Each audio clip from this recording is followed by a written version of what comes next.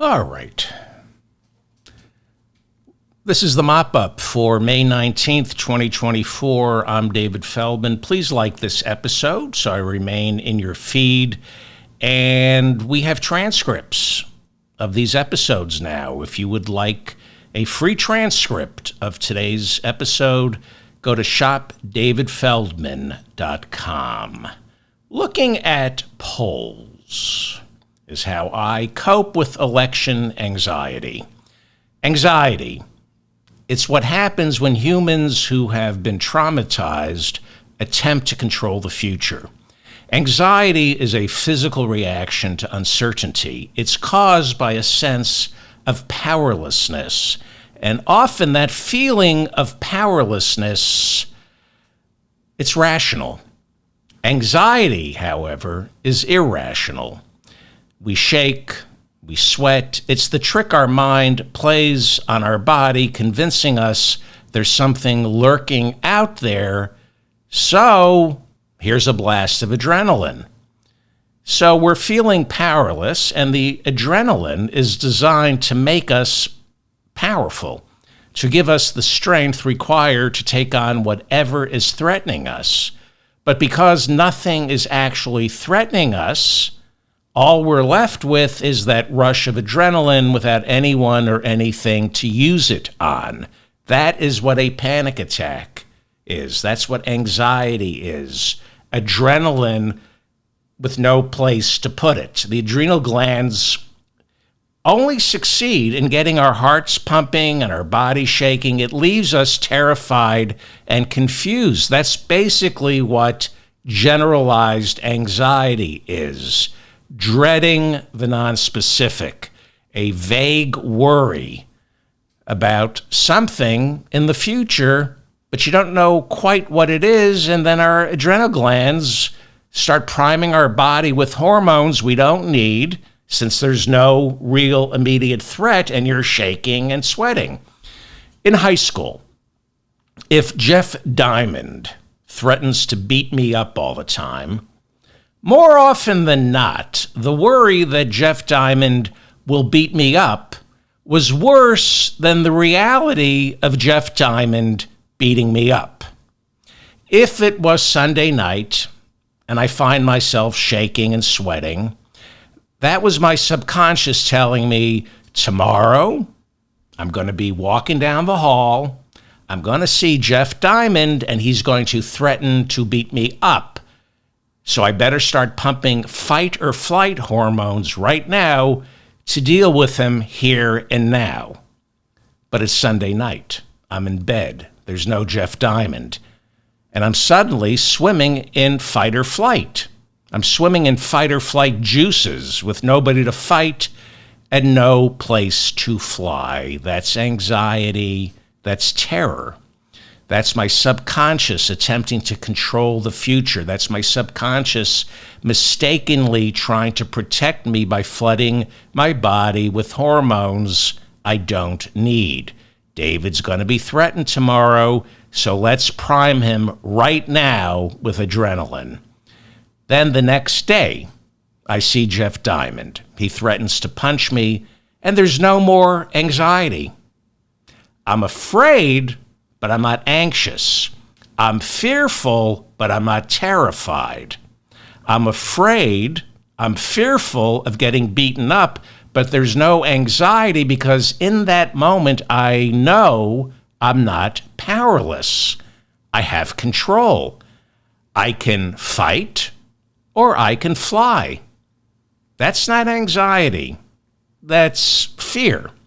Fear is reality. Fear is powerful. It helps you make rational choices. It empowers you to decide whether to run or stay, fight, and in my case, get beaten up. By the way, Jeff Diamond, I looked him up on Facebook. He's now a dermatologist who hosts Drag Queen Story Hour at the Tenafly, New Jersey Library every Sunday afternoon. And I can't help but wonder if growing up, if we had Drag Queen Story Hour, maybe Jeff Diamond wouldn't have been so intent on beating me up. Anxiety is a monster because it's not rooted in reality. It's based on reality. It's based on past trauma, but anxiety is not based on reality. Your body should never be in a state of fight or flight when there's nothing to actually fear. Our brains do this to us because humans, from the time we were swinging from the trees, have been hardwired to be constantly on the lookout for predators. We no longer swing from trees, but we still have predators, and we should be fearful of the real ones. We should not experience anxiety over imaginary predators. Republicans run for office on a platform of anxiety, not fear, anxiety. They know what they're doing. They run on anxiety because anxiety is hard to pin down, and it takes your body over along with your mind. That's why Trump supporters can't think straight. He puts them in a perpetual state of anxiety. Trump creates anxiety for millions of Republicans and then says, only I can fix it. It takes a certain type to fall for this. The migrant crisis is anxiety. It's not real. Crime in our streets is anxiety. It's not real. Crime is coming down. Terrorism committed by Islamic extremists in America, it's anxiety. It isn't real. Getting shot by a white supremacist, that's real, and you should be afraid. But Trump doesn't talk about that because that's something to truly be afraid of. Doesn't make you anxious. Not being able to afford rent is real. Not being able to get an abortion is real. Being afraid of extreme weather and climate change is not anxiety. It's real. Whatever Donald Trump and the Republicans run on is not real. They only run on issues that create anxiety. Anxiety for white people, especially anxiety for straight white people who are male, who at least call themselves male, and of course their subordinate wives. It's no surprise that the more religious you are, the more likely you are to vote for Republicans, because religion is not fear. They like to say religion is fear of God or fear of Jesus, but that's not fear. It's anxiety. Religion is just one big anxiety attack. You are powerless. There is a mean and spiteful God, and you have no idea when or why he's going to strike. The more religious you are, the more likely you're going to look like you're in a state of panic. Take a look at the Orthodox Jews at the Wailing Wall, rocking back and forth. The evangelicals rising from their chairs and screaming, talking in tongues. Religion is one big generalized anxiety attack because it's all about the fear of the unknown. Trump gets that. The Republicans get that. Trump is like Elmer Gantry. He's a preacher. He creates anxiety and then says, only I can make you right with the Lord. Come with me, my children. You'll feel the bliss. For people who hate science, I got to hand it to them. For the people who hate science, Trump, the Republicans, and religion, they have it down to a science. Create an anxiety where none ever existed before, and then convince people to hand you money to make it go away. I am not suggesting that there isn't real anxiety. There is real anxiety based on reality. But anxiety only happens when the immediate threat is not real. Anxiety is a sense memory of an actual threat. For example, if you're black, gay, Hispanic, or a woman here in America, you're always in a heightened state of alert. You have to be, because there's a cop or a boss or a teacher or a man who's looking to hurt you. And that's not imaginary, that's real. And it's hard for your subconscious to turn that off.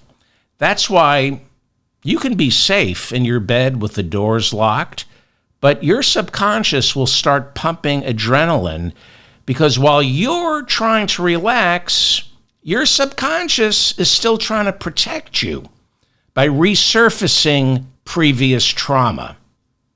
That anxiety, that adrenaline is our lizard brain survival instinct telling you to remain afraid at all times, like a lizard. Look at a lizard.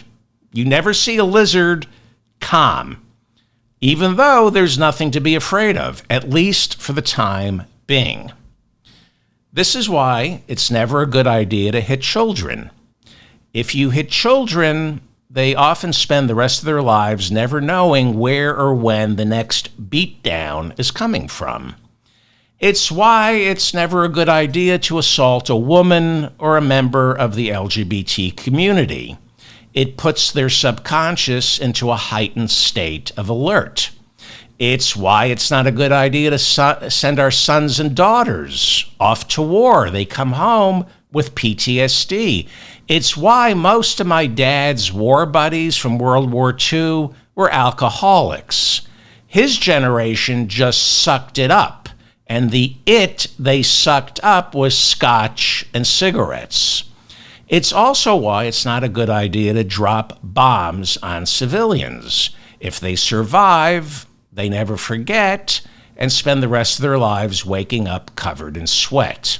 It's also why it's not a good idea to let anyone buy a gun, because they often shoot up schoolrooms or shopping centers, and it leaves the ones lucky enough to survive in a constant state of high alert when, left untreated, results in crippling panic attacks.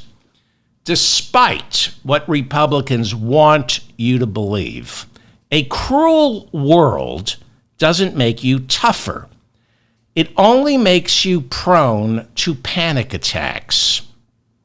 I know Republicans disagree, but we were put here to make the world safer for everyone. And you know how conservatives love to say, millennials, they're soft, like that's a put down. I got news for you. Being soft is a good thing. Being soft means your heart is open. Republicans have hard hearts, which is why they don't have hard-ons. The criticism against millennials is they all got trophies, so they all have a sense of entitlement. As though entitlement is a bad thing. Republicans call Medicare, Medicaid, and Social Security entitlements because they want it to sound bad. Interesting how the most entitled people in America are always the ones complaining about the entitled. One of the reasons I adore the French is because they lopped the heads off their king and queen and decided everyone's entitled. And apparently, a sense of entitlement doesn't cut into productivity or innovation. France only has a population of 68 million, but still remains the 7th largest economy in the world. Having a sense of entitlement, having a sense that the government or your boss owes you something is a good thing. It makes for a more demanding citizenry. It makes for a better place to work. Like the French, young people here in America refuse to put up with the crap at work that I put up with which means work these days is now filled with fewer and fewer crappy people. I'm not saying there are no more a-hole co-workers or bosses. I'm saying they're going extinct. This past week, Sharon Stone and Liam Neeson issued a joint statement insisting Kevin Spacey be permitted to resume his career. Now, Kevin Spacey has yet to be convicted. That's true. But even Kevin Spacey admits he was, at the very least, an a-hole on the set. Maybe he's never going to be convicted of sexual assault. Maybe he's innocent. But even Kevin Spacey admits he's guilty of creating a hostile workplace. And if he ever is allowed to work again, he won't be creating any more hostile workplaces. Last week, he issued a statement saying, quote, "I've learned my lesson." So, one of the benefits to the Me Too movement is whenever I hear or see someone misbehaving at work, the first thing that comes to mind for me or any clear-headed and rational person is, oh, there's a lawsuit. Someone's getting fired. Someone's getting a huge settlement. Anang Mittal was in charge of Speaker Mike Johnson's digital team up until 2 days ago. According to Notice, Mittal's superiors at Speaker Johnson's office called him in and said they received numerous complaints from co-workers about his quote-unquote outbursts inside Speaker Johnson's office. So Anang Mittal, according to Notice, quit. I don't know if this guy created a hostile workplace. The reporting on him suggests he did. But what's important is that Speaker Mike Johnson is a hardline, right-wing supporter of Donald Trump, who is an adjudicated rapist. The Republicans loathe sexual harassment lawsuits. They say to women, grow a pair. But because of people, especially millennials who speak up, because of people, especially millennials who insist workplace laws be obeyed and enforced, now even Speaker Mike Johnson's office is disciplining workers over their quote-unquote outbursts in the office. Nobody's saying grow a pair. Nobody's saying walk it off. The American workplace is changing for the better because younger employees have a sense of entitlement. They see no value to Bob in accounting, breaking phones, or smashing coffee mugs. When I was young, Bob in accounting would be referred to as a passionate guy who really cares about the job. Now, Bob's a psycho. How many careers, when I was starting out, were derailed by Bob in accounting? How many unnecessary panic attacks were caused by Bob in accounting?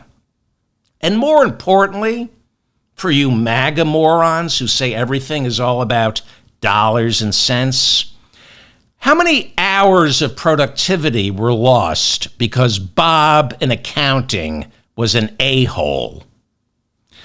Abusive bosses and abusive co-workers are bad for the bottom line. There was no value to my living in fear that Jeff Diamond was going to beat me up in high school. It didn't make me tougher. It didn't make me a better scholar. It made me a worse student because it made me harder. It made it harder for me to concentrate. There was no value in my living in fear of getting beaten up. Zero. I've been in actual situations in offices where staplers and baseballs, hardballs, were thrown right at my head by a coworker, and the guy I'm getting angry. Hang on.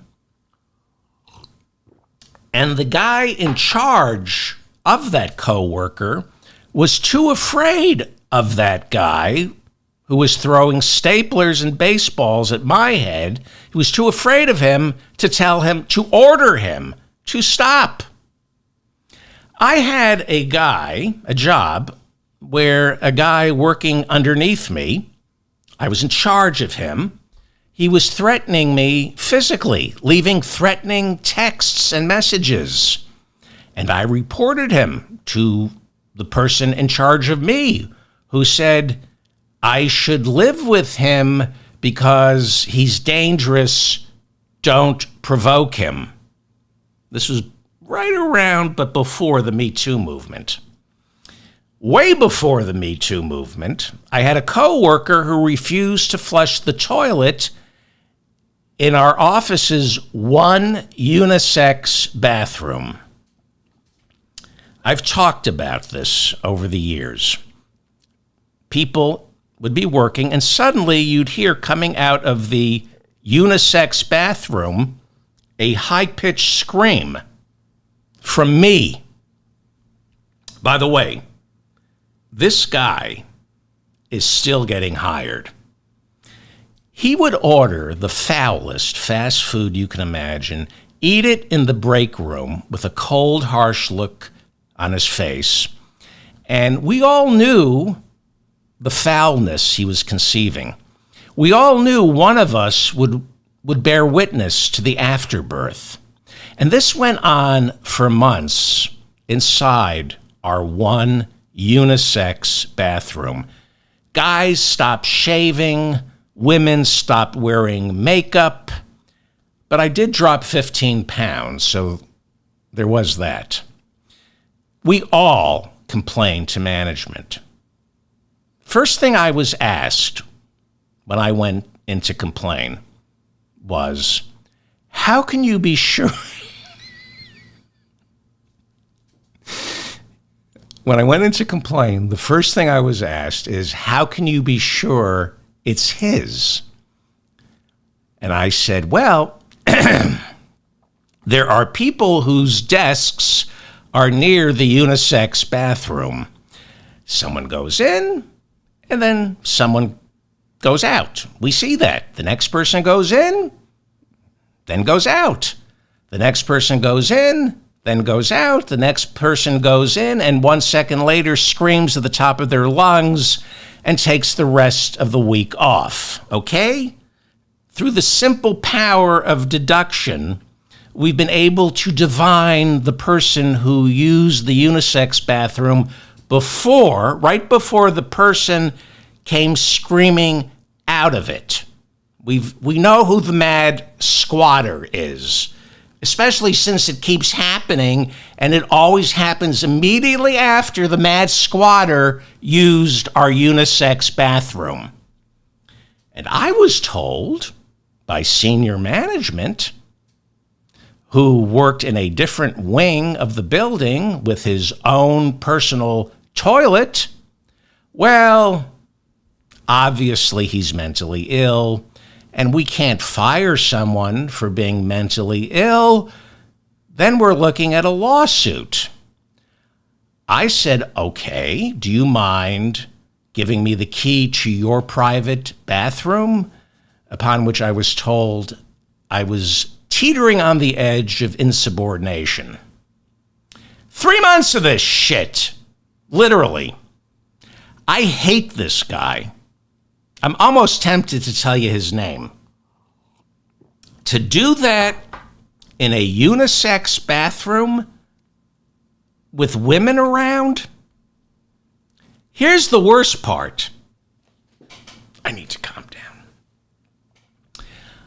I ran into the mad squatter a few years ago at the farmer's market on Fairfax in Los Angeles.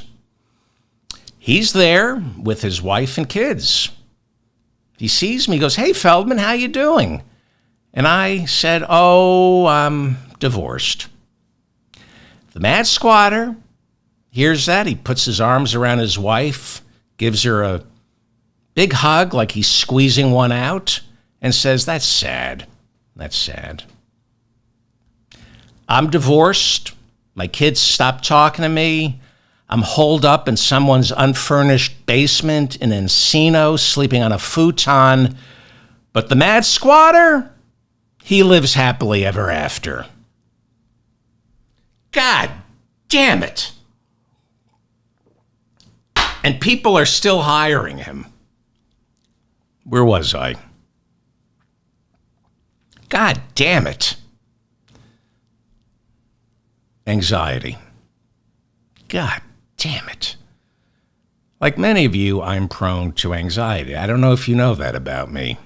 I'm prone to anxiety from trauma that stems from that happily married prick who didn't flush. You never recover from something like that. And I have major anxiety over November's election. I fear that Trump is going to win. But it's mostly a generalized anxiety. I am terrified Trump is going to win. Terror and anxiety are irrational. It's probably irrational because Trump's not going to win. Plus, if he does win, I'll know what to do. And that is fight for my country. Or flight. Get on a flight to Canada. It's the not knowing that creates the anxiety. In fact, I will feel better if Trump wins than I feel right now not knowing if he's going to lose. That's what anxiety is. It's the powerlessness of not knowing. If Trump wins, however, I will join the hundreds of millions of loyal Americans who will fight for our country. We'll protest. I'll write letters. I'll boycott and protect from Canada. There's fight or flight. I'm going to try fight and flight if Trump wins. Or more like flight and then fight. First, I fly out of here and then I fight, unless I end up in Portugal or some of my glorious listeners give me a place in New Zealand or Australia. We have a lot of listeners in New Zealand or Australia. And in November, it's spring down there.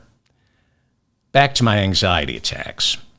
Right now, loyal Americans like me who love their country have a sense of dread because we feel powerless. Sure, we can work for the Democrats, make all the calls, and donate. That provides some temporary illusion of power.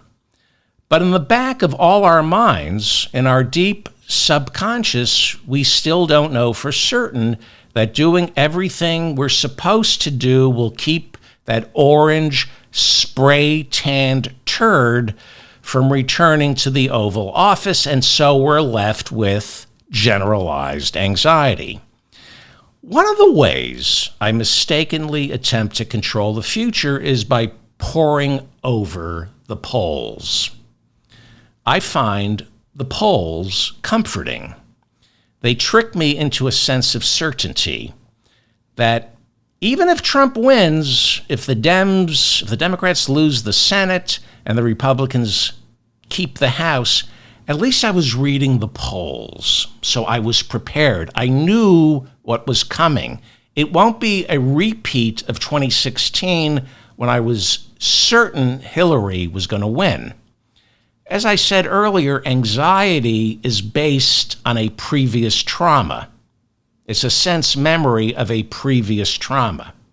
Right now, all of us, or at least my listeners, are suffering panic attacks and generalized anxiety based on the sense memory of what happened to us in 2016. I was at Hillary's victory party. I was in New York City. I was there working with Triumph, the insult comic dog. I was so certain Hillary was going to win, I was already starting to hate her and everybody in that room. We were watching the election results. I was so certain that she was going to win. I had nothing but contempt for everybody in that room. I remember walking in there saying to my friend Brian, I said, of course I voted for Hillary, but do we really want 8 more years of the Clintons? Yes.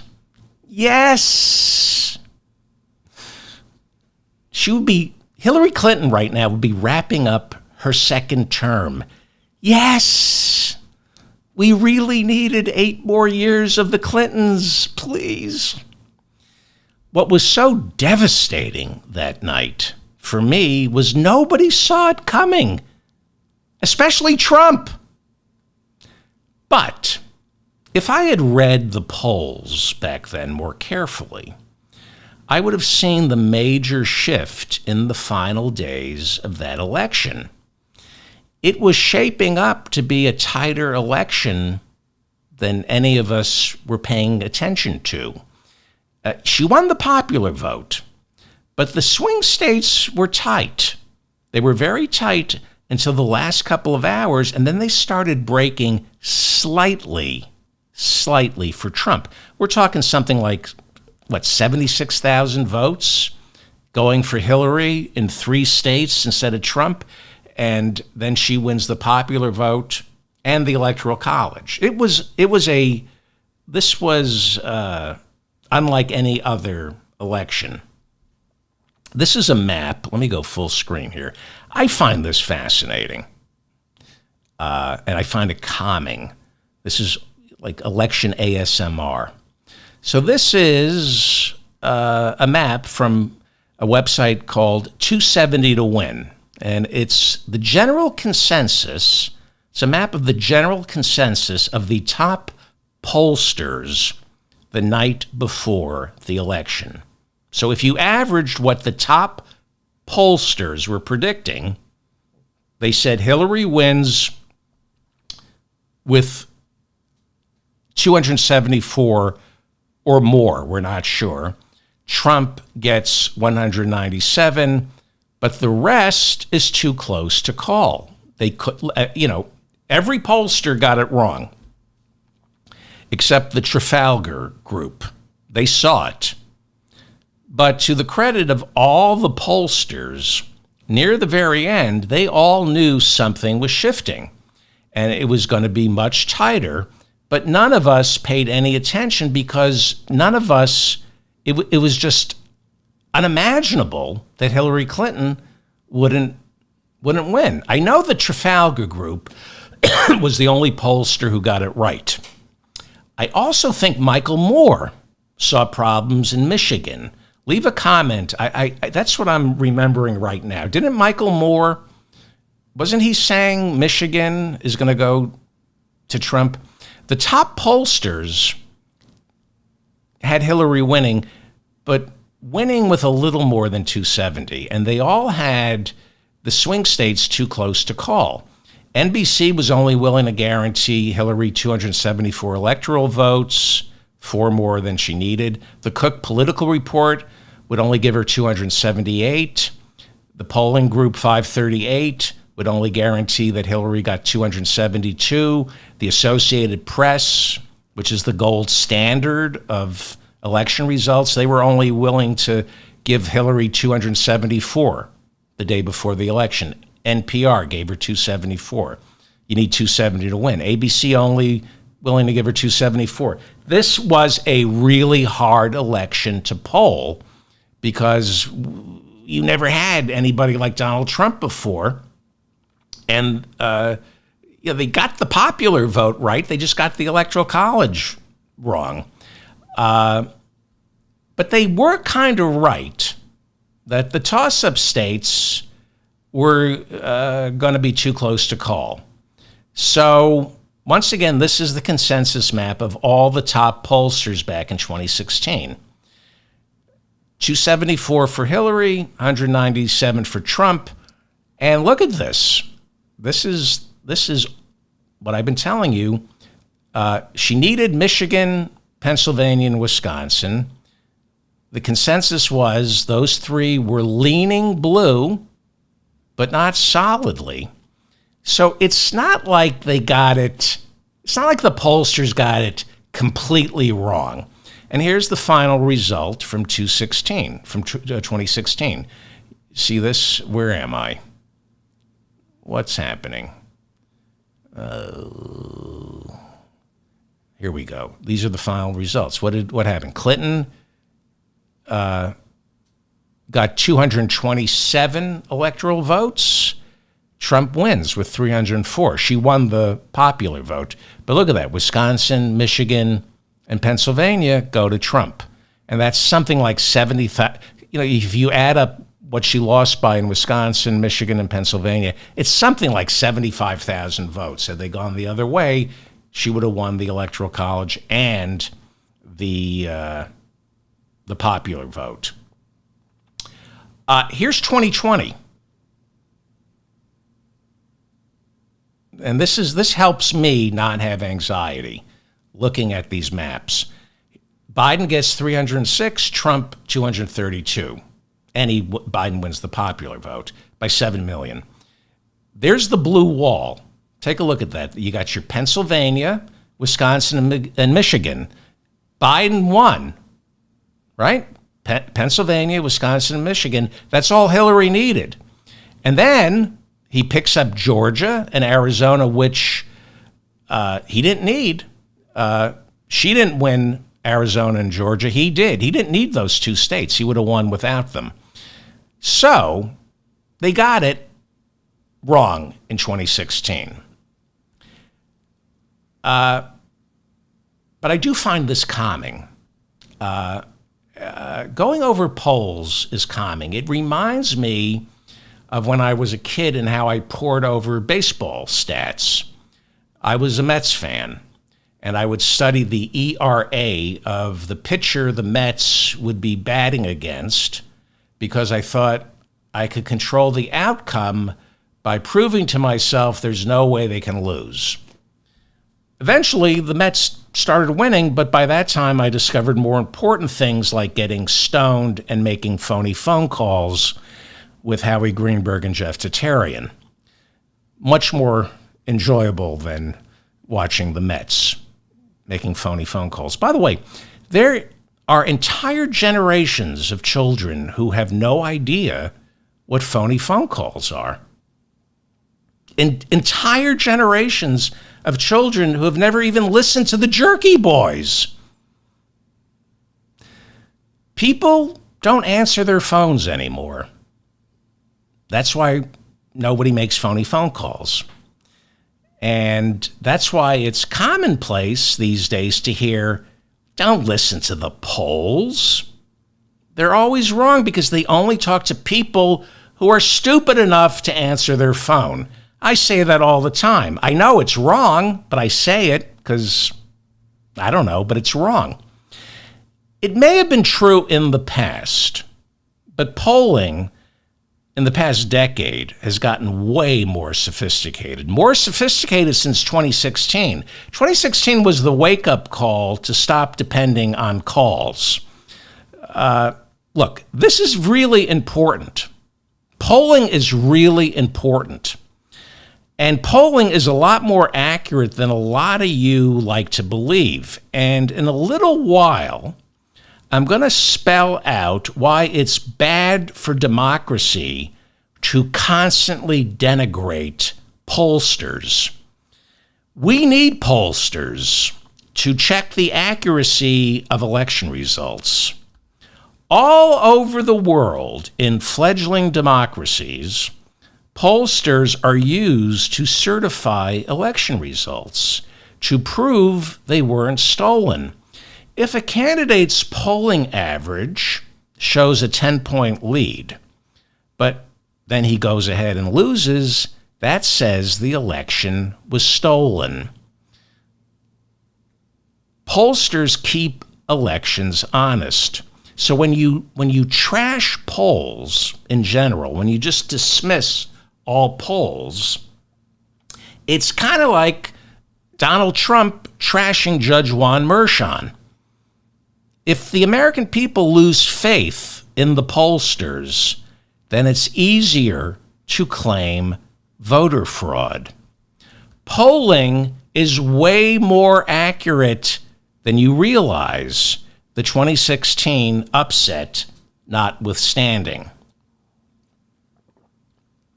Somebody complained that I'm slurping coffee on the show.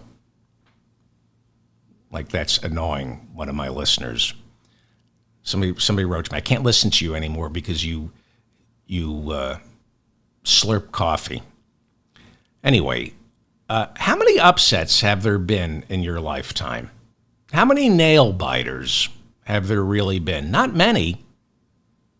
Okay, 1960, 1968 were tight, but that was before any of you were born. Most of you were born, and it's way before polling got sophisticated.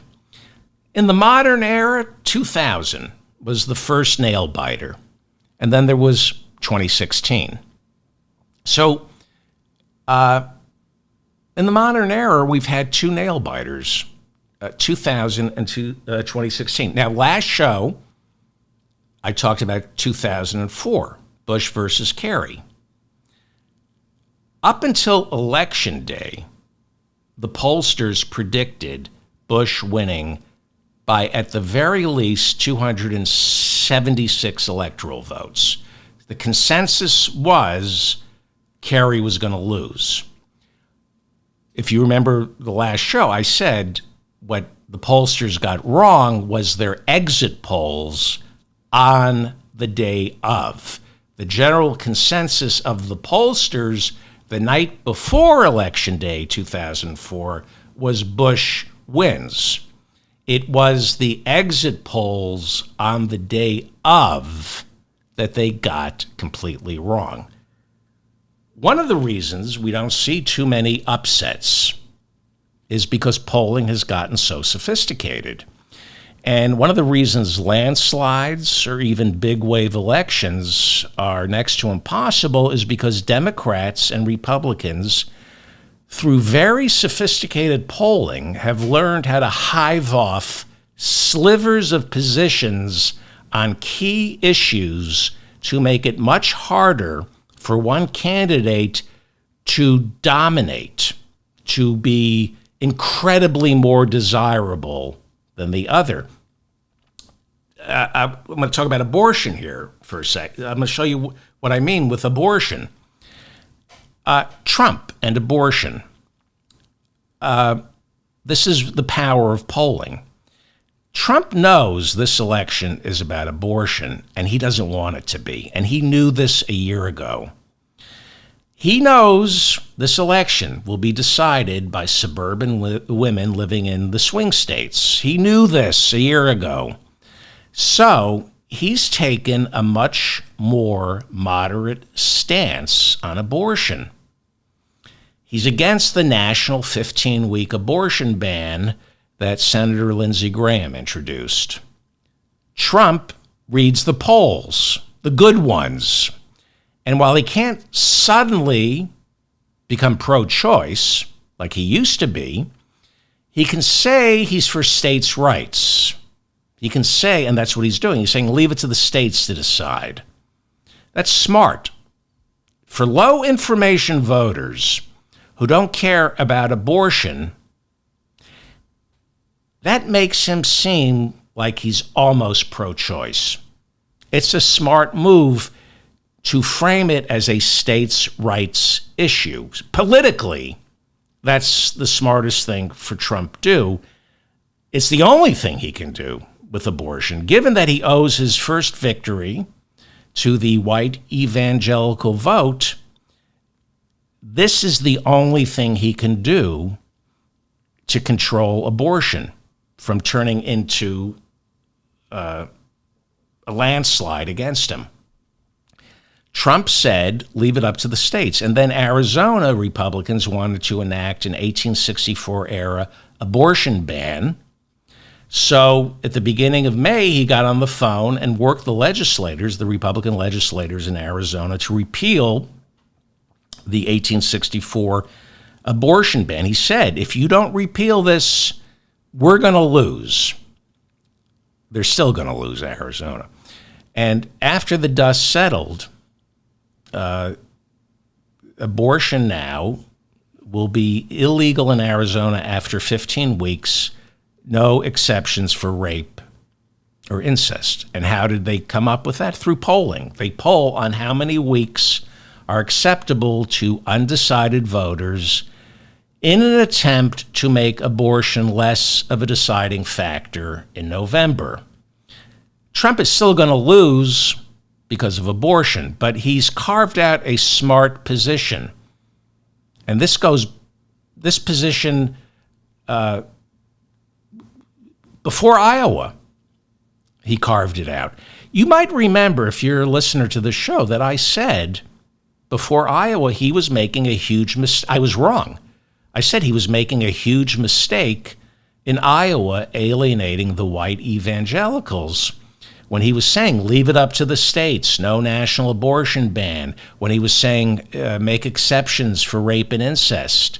I said he was making a big mistake doing that in Iowa. I said Trump should do what all Republican politicians do, work the right flank in Iowa, lie to the evangelicals, and then move towards the middle after the convention, but don't piss off the evangelicals in Iowa. I said he's making a mistake. He's running a national campaign in Iowa, but he was right. He won in Iowa. The evangelicals all endorsed DeSantis, but to Trump's credit, he staked out an early, consistent, and disciplined position on abortion. Very unlike him. He's usually all over the map. He's been consistent on abortion. He'll say 100,000 different things about tax cuts, Obamacare, but on abortion, he has been disciplined because he knows this is what the election is about. From the very beginning of the year, he's been saying it's settled law, the Dobbs decision. Leave it up to the states, that's it. And he has said to the evangelicals privately, I don't want to hear about it anymore. He's a horrible man. It's a horrible position. But politically, it's the only position he can take without losing even more of the female voters in the suburbs he's going to eventually lose. But that's polling. That's reading really expensive polls that we don't get to see. Polling is really important. Trump was in Minnesota this weekend. Why? Because the polls are showing cracks in Biden's wall in Minnesota. Biden last week campaigned in North Carolina. Why? Because the polls show, if you look very closely and you read the right polls, Biden's going to beat Trump in North Carolina. It'll be the first time a Democratic presidential candidate wins North Carolina since Obama and Biden won it in 2008. I think. Let me know in the comments section. I don't think Obama won North Carolina in 2012. Yeah, I'm positive Biden and Obama won North Carolina in 2008. And Biden is going to win North Carolina in 2008 if you're looking at the right polls. Now, I've gotten pushback from listeners who say, stop talking about the polls. They mean nothing. You're wrong. They mean everything, especially the reliable polls. Saying polls can't be trusted is like saying the news media can't be trusted. It all depends on which media you're looking at. It all depends on which polls you're looking at. I trust, when it comes to media, I really have very little patience with people who say, I can't trust CNN or the New York Times or the Washington Post. Mainstream media, if you know how to view it and read it, you'll know what's going. I trust CNN, the New York Times, the Washington Post, the Miami Herald, the Atlanta Journal-Constitution, Bloomberg, the Wall Street Journal. Yes, they get things wrong, and their editorials are often right-wing or too centrist for me, but they're trying to get the facts. And yes, sometimes they present their facts so the story leans in a way I don't like. But if you possess critical thinking, it allows the reader to cut through what little bias there is. You can find out what's really going on. If you go to the BBC, Al Jazeera, Haaretz, there are The Guardian. You can find out what's going on. Look, I once asked Noam Chomsky. I ask anybody important who I meet, I ask them, what's your reading? What do you read? And Noam Chomsky said, the New York, if you know how to read the New York Times, you will know a lot of things. Critical thinking allows you to pick through the information in the New York Times and allows you to decide what the front page story should be. That's kind of what Noam Chomsky has said in the past. He said there are a lot of front page headlines buried inside the New York Times. I'm paraphrasing Noam Chomsky. He says that's why he reads the New York Times. There are a lot of front page headlines buried inside the pages of the New York Times. So if you possess critical thinking, you can decide what the front page story is by reading the New York Times. The bias is in what the Times or the Washington Post or Haaretz or Al Jazeera or the BBC or the Miami Herald, the Los Angeles Times, Chicago Tribune. The bias is in what they decide to lead with. If all you do is read headlines or the first paragraph, then yes, you're going to fall prey to the New York Times' bias as to what is important. But if you possess critical thinking and try to read the entire story, you can decide what the real story is. You can decide what the real takeaway is. How do I, my nonsense that I spew, I talk to people I trust, but most of where my thoughts come from is by reading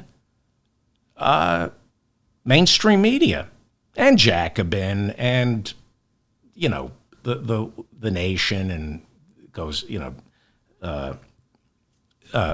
but if you read the whole story, and then if you can remember things, and if you can make connections and see patterns, that's critical thinking. If you read the Times or the Washington Post, they're giving you indisputable facts. If they get it wrong, they correct themselves.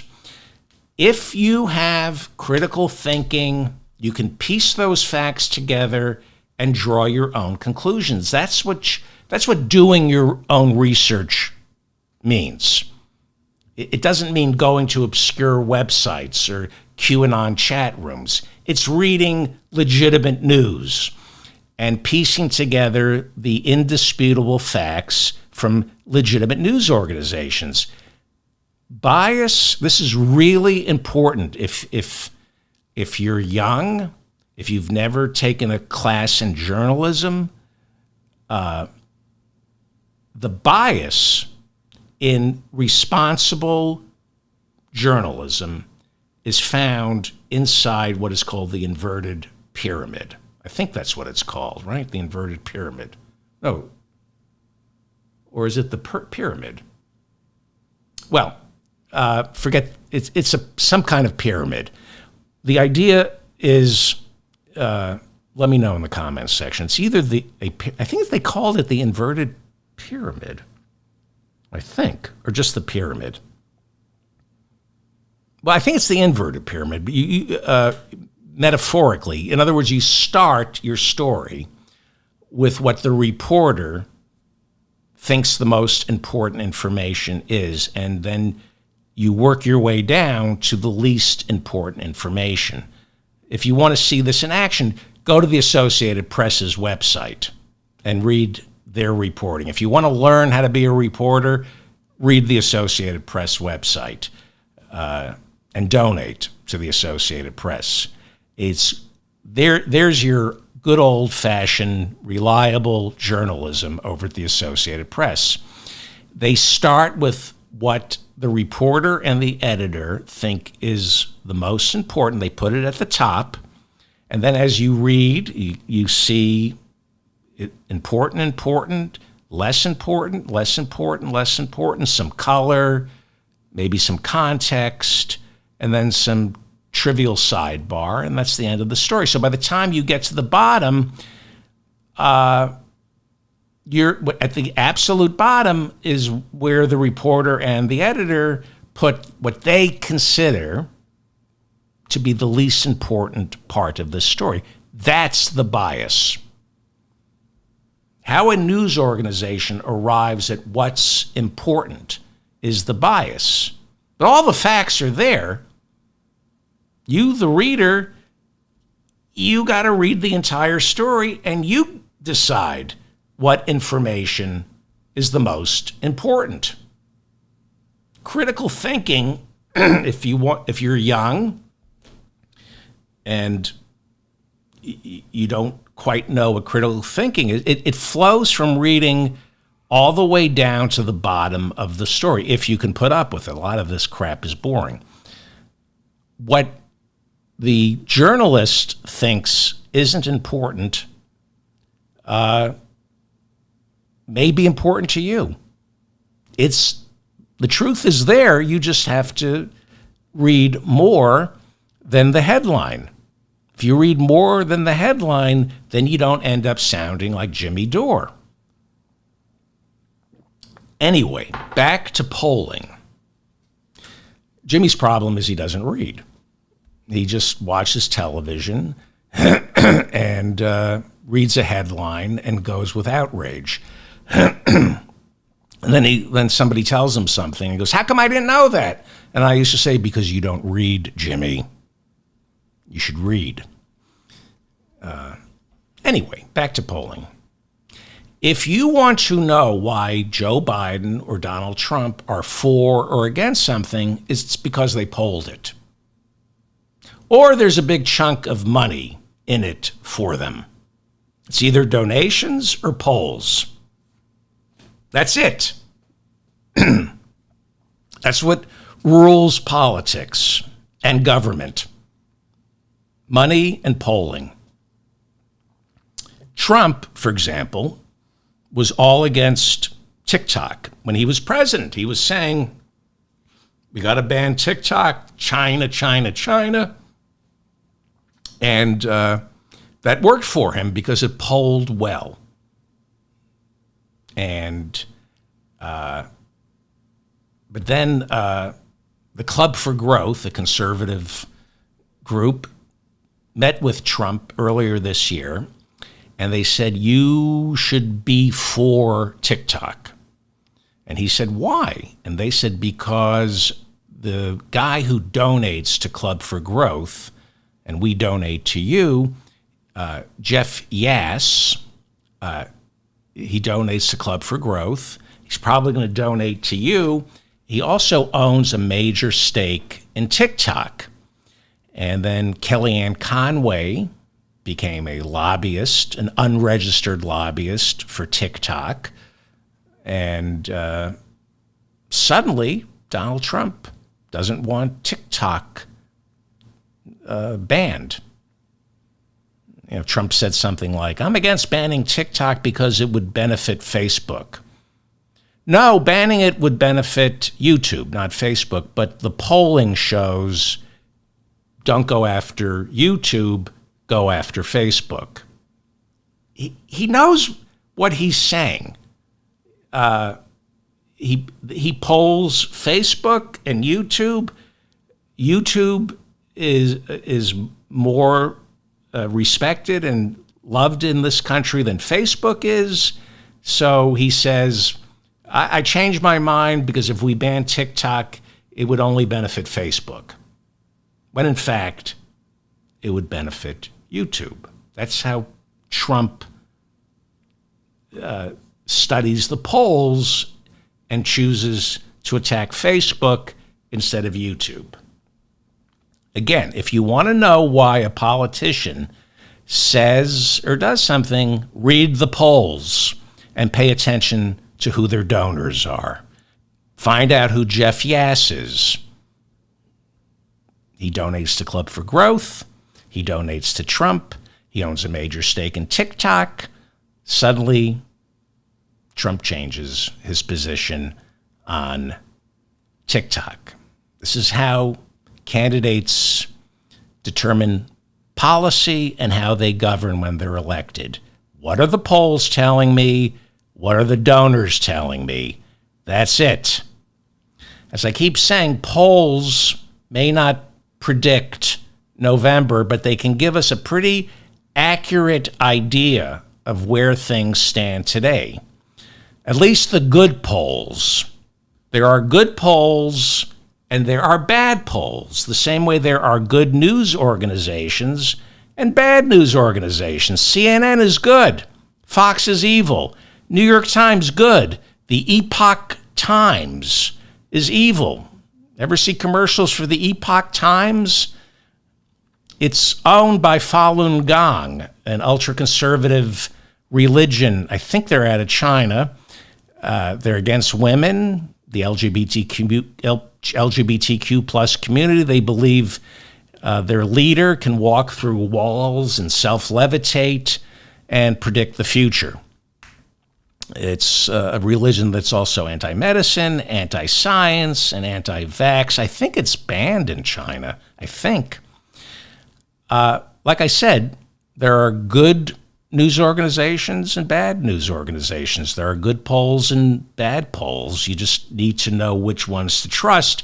And the polls that you can trust are showing, the internals are showing a blowout for Joe Biden come November. Nathaniel Rakich is a senior elections analyst over at 538. Last year, he wrote that the 2022 midterms were the most accurately polled elections in U.S. history. The pollsters got 2022 right. I'm losing patience with some of my listeners who say stop talking about the polls. The pollsters, the good pollsters, did pretty well in 2020. Okay? Okay. I was going to do a short show this morning because I want to talk about Giuliani. I'm going to try to do a show tomorrow morning because I want to talk about Giuliani. But I'm really angry about this because it pisses me off when people say all the polls are wrong. Trump wants you to say that. I'm going to show you something here, okay? Election day was November 3rd, 2020, okay? So this is Arizona. This is the consensus of the top pollsters in Arizona. Arizona was a surprise toss-up state. Look how well the pollsters did and how well they didn't do, okay? I'll come back to this. This is Arizona. These were the final results in Arizona, okay?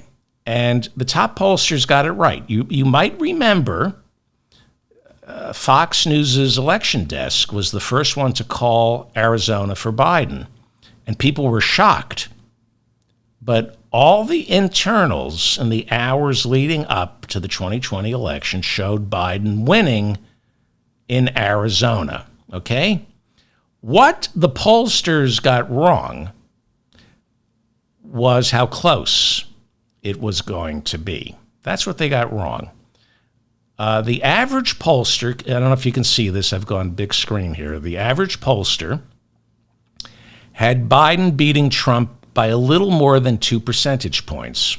The polling averages for Arizona, Biden gets 48% of the vote, Trump gets 45.8%.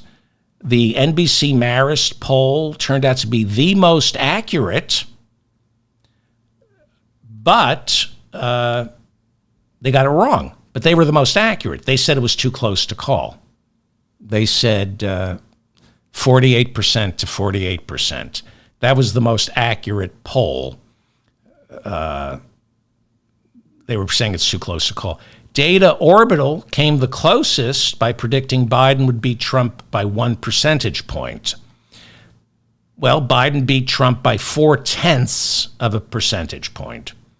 The New York Times Siena poll, which is one of the most accurate pollsters in the country, got it right, predicting Biden would win, but they said he'd beat Trump by 6 percentage points. So they were way off, but they got it right. And the Trafalgar Group, remember them? They were the only pollster that got 2016 right. They were way, way off when it comes to Arizona. They had Trump winning by 3 points. So, on a macro level, the pollsters got Arizona right. On a micro level, not so much. It was much tighter than most of them predicted. But the consensus was Biden wins, and the Electoral College, except for Nebraska and Maine, is winner take all. So all you need to do if you're a pollster is just predict who's going to win the state. And Arizona, they got it right. Okay, let me show you something absolutely incredible. Absolutely incredible. Okay? This is the 2020 election map. Biden wins 306, Trump 232. If you look at this map, you see Georgia, a blue state in a sea of red. Georgia, in the lead up to the 2020 election, they said might be in play, maybe in play. Okay? Look how close it turned out to be. This is incredible. Look how close Georgia was. 11,000 votes and some change. Biden beat Trump by 0.3 of a percentage point. Okay? I'm going to show you something that's incredible. Biden beat Trump by 0.3 of a percentage point in Georgia. How did the pollsters do? Incredible. The average poll, the consensus, had Biden beating Trump by 0.2 of a percentage point. They were off by 0.1. Let me go big here. This is incredible. They were off by 0.1 of a percentage point. So to my listeners who say polls are worthless, I'm glad you listened to the show, and I don't want you to stop listening, but I'm afraid we disagree. I think what you're doing is basing your judgment on anecdotal evidence, which on this program don't fly. You know, Steve Buscemi got punched in the face here in New York, but that doesn't mean the overall crime rate in New York is going up, okay? Steve Buscemi can get punched in the face, and the crime rate, violent crime in New York City, can still be going down.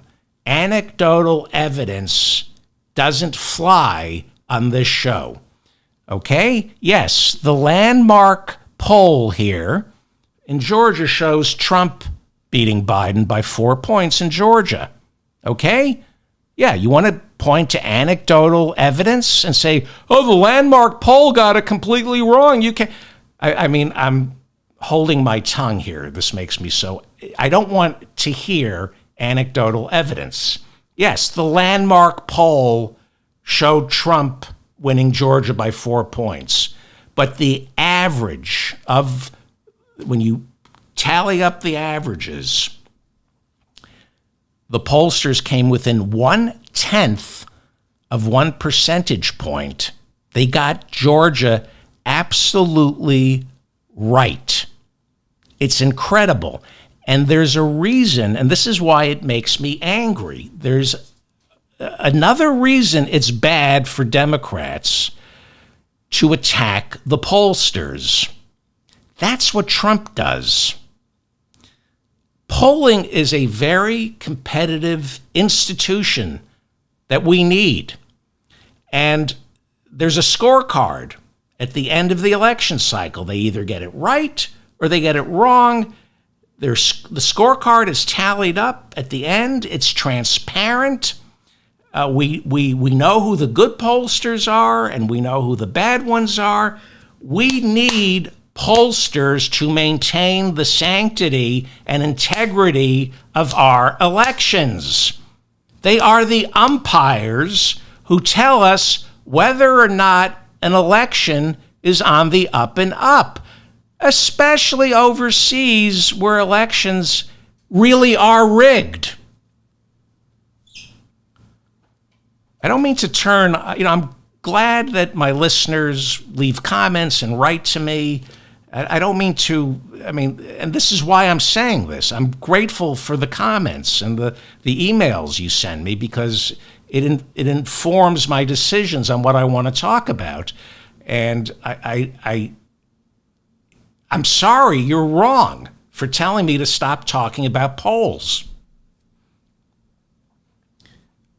It's exactly what Trump wants. He wants to discredit the pollsters. It's easier to steal an election or claim an election is stolen if nobody trusts the polls. There is a RICO trial down in Georgia charging Donald Trump and 18 others with election interference. As you saw, that election was incredibly close, and Trump tried to convince the Republican governor, the Republican Secretary of State, and the Republican-controlled Georgia legislature that the Democrats stole the election from him. He had zero evidence. And what worked against Trump, one of the reasons the Republican governor, the Republican Secretary of State, the Republican-controlled legislature, one of the reasons they ignored Trump was they knew what the pollsters were saying. They knew before Election Day, the consensus was this was going to be an incredibly tight race, but Trump was going to lose. So when you discredit pollsters, you're doing exactly what Trump wants. If polling averages lose their authority, it's easier for Donald Trump to say an election was stolen. In early December of 2020, a month after Trump lost to Biden, Paxton, the Attorney General of Texas, who's I've talked about that piece of work, he filed a lawsuit before the Supreme Court urging the court to overturn election results in Georgia, Pennsylvania, Michigan, and Wisconsin. The court rejected the case. Mike Johnson, who is now our speaker, wrote an amicus brief, although Liz Cheney says he didn't write it. He put his name on it, but she says it was written by somebody in Trump's Oval Office. But anyway, he signed an amicus brief in support of the Texas Attorney General filing this lawsuit. And Speaker Johnson got more than 100 House Republicans to sign the amicus brief. The lawsuit and Mike Johnson, who's a liar, un-American, unpatriotic liar, the amicus brief he put his name to and the lawsuit, based on zero evidence, said there were election irregularities in the swing states, in the 5 swing states that Joe Biden won. Okay. Look at Pennsylvania. Biden beat Trump by 1.2 percentage points. Compared to Arizona or Georgia, that's not close. That's more than 80,000 votes. Okay? Look at the polling averages. How did the pollsters do? Pennsylvania, right? The average poll showed Biden beating Trump by a lot. The average pollster shows Biden beating Trump by almost 4%, 3.7 percentage points. So on a macro level, the polls got it right. They said Biden would win. On a micro level, they were off. It was much closer than the pollsters predicted. By the way, the Trafalgar Group, which got 2016 right, they show Biden losing Pennsylvania by 2 points. He won Pennsylvania. Okay, let's go to Michigan. Look at Michigan. Biden wins by 2.8 percentage points. That's a lot. 2.8 percentage points. Trump screamed voter fraud.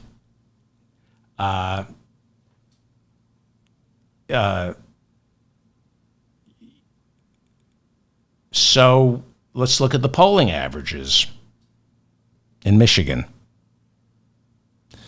They show, let me do the math here. What is that? 49.9% for Biden, 44.4% for Trump. The polling averages in Michigan show Biden beating Trump by, 5.5 percentage points.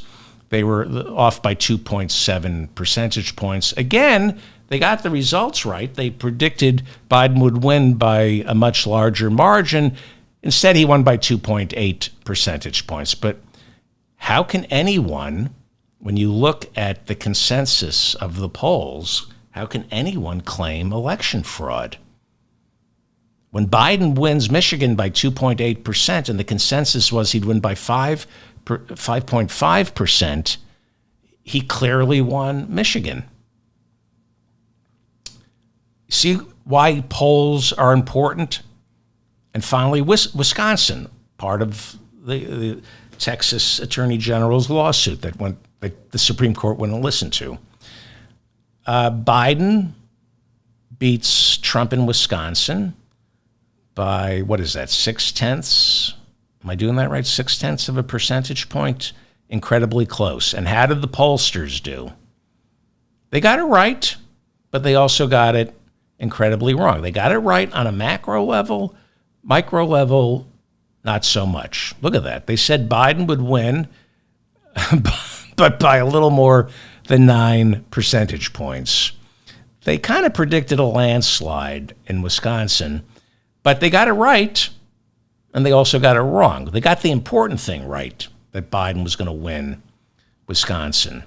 So the important thing to remember moving forward is Joe Biden won 5 states that Trump won in 2016: Georgia, Arizona, Michigan, Pennsylvania, and Wisconsin. And Trump in 2020 refused to accept that. Rudy Giuliani lost nearly 60 court challenges to reverse those election results in the lead up to January 6. And then the Supreme Court refused to take Texas's lawsuit challenging these results. There was zero evidence of voter fraud. And one of the reasons there was zero evidence is the polls said so. The pollsters got it right in every single one of those 5 key states. They were way off in Wisconsin, but they got it right. They were within 0.1 of a percentage point in Georgia. They got it right. Perfect. In Michigan, Arizona, and Pennsylvania, they were off by a few percentage points, but they got it right. So don't discount the polls. We need polls to prove there was or wasn't voter fraud. Again, it's become commonplace. I'm going to wrap it up. To discount polls by saying they only measure people stupid enough to answer their phones, or the pollsters are biased and they want to create the illusion of one candidate doing better than they actually are. Rasmussen, you should not trust the Rasmussen poll. It's a Republican poll. So it's partly true, but there are legitimate pollsters who work to be accurate because numbers don't lie, and eventually the votes are counted, and we can tell the pollsters that get it right and the ones who fail miserably. According to 538, the most accurate pollster in the last election cycle, 2022, was Suffolk University. And their latest poll of 1,000 registered voters as of May 3rd shows it's going to be a dead heat in November. If it's a dead heat now, Biden wins big in November. The second most accurate polling from 2022 was the New York Times Siena College poll. Their latest poll is a month old, and it shows a dead heat. Trump is leading by 1 point. It's within the margin of error. That's a dead heat. Trump has a ceiling. So that's showing a dead heat. A more recent New York Times poll through Ipsos, not Siena, shows Biden beating Trump by 4. Some of the top 10 pollsters from 2022 haven't been polling, so I had to go down to the 6th most accurate poll from 2022, and that would be Beacon. And Beacon's most recent poll has Trump up by 1%. That's within the margin of error. That's a dead heat. Marist was the 7th most accurate poll from 2022. Marist polls very frequently when they're hunting wabbits. Marist polls frequently. Their latest poll 3 weeks ago shows Joe Biden up by 2 percentage points. Dead heat within the margin of error.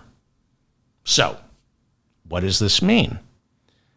It means nationally it's a dead heat. But that doesn't mean if the election were held today, it would be a dead heat. Because if the election were being held today, voters would be paying attention, and they're not.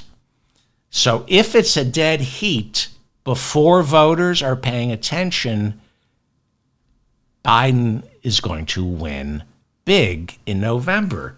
This election will break big for Biden the closer we get to election.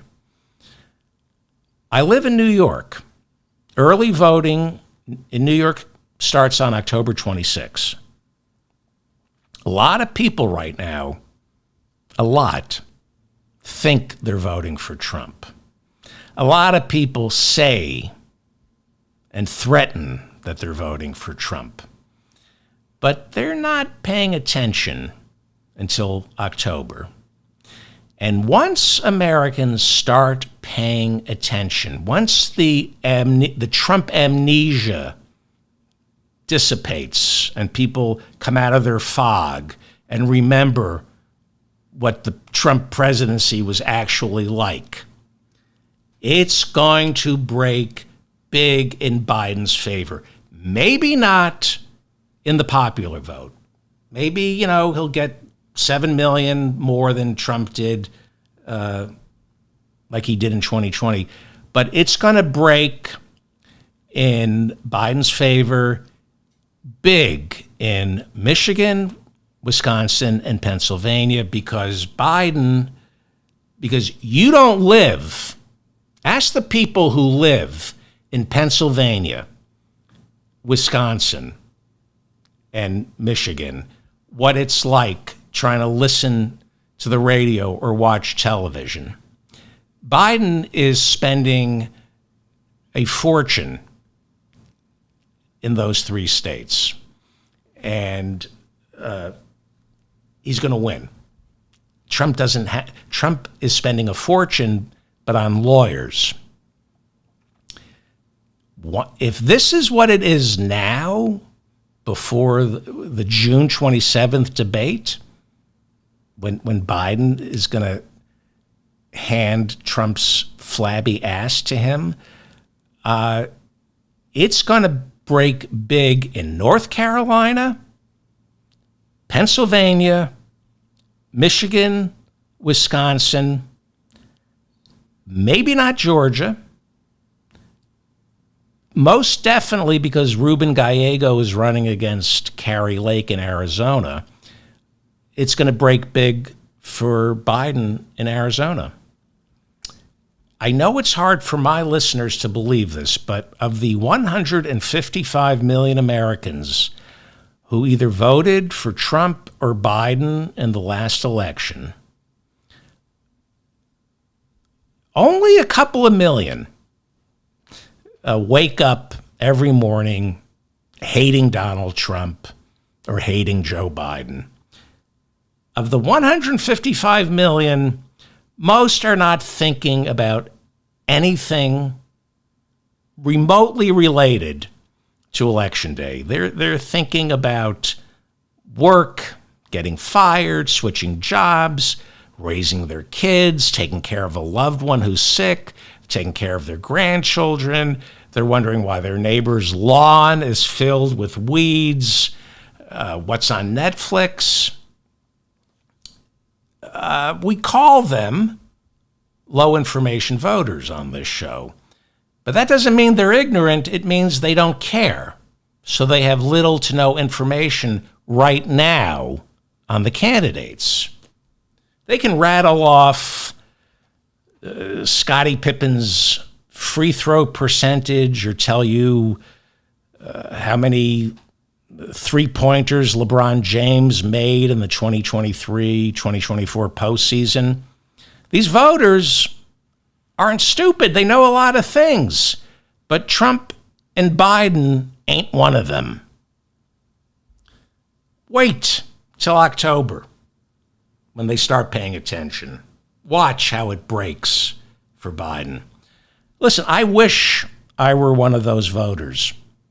I wish I could still follow sports. I wish I still smoked dope. I wish my father taught me how to fish instead of warning me nobody will hire a Jew unless they think you'll work twice as hard. I once had a boss who said he only hires Jews because they're all so terrified and paranoid they're going to get fired. I can get twice the work out of them for half the money. In some cases, that could be true. Sweeping generalizations about any group of people is dangerous. So I don't know how to fish. My friend Ethan goes for swims. I go for walks. I don't know how to relax. I follow the elections, and I relax looking at polls now. I care about the elections because elections have consequences, especially if you're black, female, gay, Hispanic, Arab, Muslim, or Jewish, and other groups that I've left out. If Trump wins, liberal, white, male, heterosexual Democrats will feel bad, but they won't feel it. The rest of us will. If Trump wins, the gloves come off. It starts in the Oval Office and then trickles down to every office that you work in, every classroom, every police precinct, every jail, every church, mosque, and synagogue. It becomes less safe, either physically or psychologically, for black people, women, the LGBTQ community, Hispanics, the Asians. I apologize for leaving out the Asians. Arabs, Jews, Muslims. If Trump wins, it gets dangerous for certain protected classes. I shouldn't have to remind you that Florida Governor Ron DeSantis is a fascist. And fascists demonize vulnerable minorities. Why do they do that? Because fascists are incompetent. Fascists train voters to blame others so the voters won't blame the fascists for their own incompetence. Remember Donald Trump crapping the bed on COVID? Who was the recipient of the othering and the hatred? The Asian community. He still calls it the China virus. Blame the Chinese, don't blame me, blame China. That's what Nazis do. Because Nazis are stupid and incompetent. So they find marginalized communities to blame. Life is crap in Florida because of Ron DeSantis. Ron DeSantis is a failure. I've gone over crime statistics, test scores, income inequality, wage growth. He's a failure. So he turns, as fascists do, on the LGBTQ community. That's always the go-to for fascists. He turns on the blacks. He can't go after Hispanics because Cubans vote in Florida, so he goes after the migrants from Central America. Not the Jews, because Florida is where Jews retire. So it should come as no surprise that the leading LGBTQ plus group in America last year issued a travel advisory for Florida. It is not safe to be a member of the LGBTQ community in Florida. Their bathroom laws, their Don't Say Gay Bill laws, their Don't Say Gay Bill laws, their Don't Say Gay Bill. The NAACP issued a travel warning for Florida last year. Leon Russell is chairperson of the NAACP. In June of last year, he called Florida, quote, a home to hate. It is a home to hate. It's where hate goes to live. And then the NAACP officially issued a travel advisory. In June of last year, chairperson of the NAACP, Leon Russell, wrote, quote, our travel advisory is an effort to put the country on notice. If you are black, if you are a woman, if you are an immigrant, if you are part of the LGBTQ plus community, be aware that your life, your full being, is not valued by Florida's so-called leaders. Elections have consequences, especially for marginalized communities. And by the way, Jews in America are marginalized. People hate the Jews. And one of the key components to anti-Semitism, dating back to the Middle Ages, is the insistence that Jews are not marginalized. If you think the Jews are rich and powerful, you may think that's a fact. That is anti-Semitism. I'm David Feldman, reminding you to stay strong and protect the weak. Thank you for listening. If you enjoyed any of this nonsense, please hit the like button. Please share this with like-minded people. We're thinking of doing a debate watch party. I think it's June 27th. I'm thinking of hosting a debate party on Zoom. It doesn't work won't work on YouTube, and then we'll record an audio version of my podcast where I take your calls, and I'll have some guests, and we'll talk about the debate. Let me know in the comments section. I've gotten a lot of positive feedback about doing a debate watch party, so I'm thinking of doing that on Zoom. And if you don't have Zoom, you can call in. I'll give you a phone number so you can call in and listen if you don't have or like Zoom. If you would like a transcript of today's episode, please go to shopdavidfeldman.com. We have free transcripts now over at shopdavidfeldman.com.